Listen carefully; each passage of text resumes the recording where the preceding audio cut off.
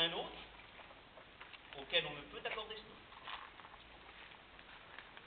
D'ailleurs, s'il est vrai, comme on n'en peut guère douter, que l'univers est une seule et unique machine, où tout est lié, et où les êtres s'élèvent au-dessus les uns des autres, ou s'abaissent au-dessous les uns des autres, par des degrés imperceptibles, en sorte qu'il n'y ait aucun vide dans la chaîne.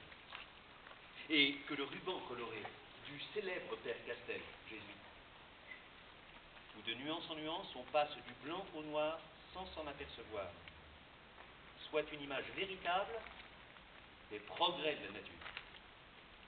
Et il nous sera bien difficile de fixer les deux limites entre lesquelles l'animalité, s'il est permis de s'exprimer ainsi, commence et finit. Définition de l'animal sera trop générale ou ne sera pas assez étendue, embrassera des êtres qu'elle devrait peut-être exclure ou en exclura d'autres qu'elle devrait embrasser. Plus on examine la nature, plus on se convainc que pour s'exprimer exactement, il faudrait presque autant de dénominations différentes qu'il y a d'individus.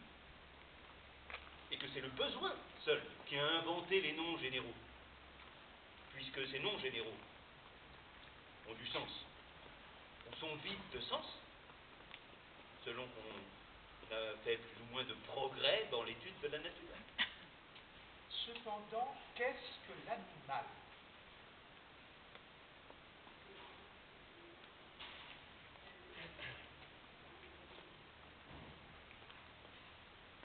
C'est,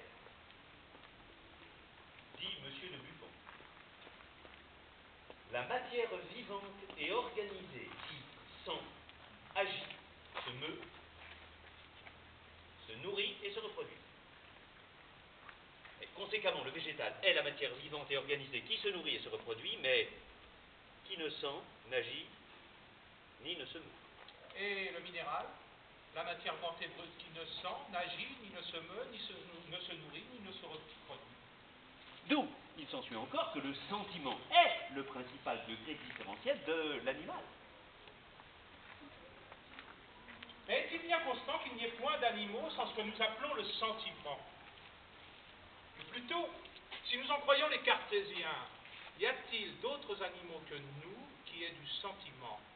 Les bêtes, disent-ils, en donnent les signes, mais l'homme seul a la chose.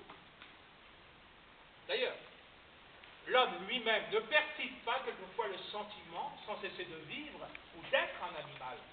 Alors le pouls bat, la circulation du sang s'exécute, toutes les fonctions animales se font, mais l'homme ne sent ni lui-même ni les autres êtres.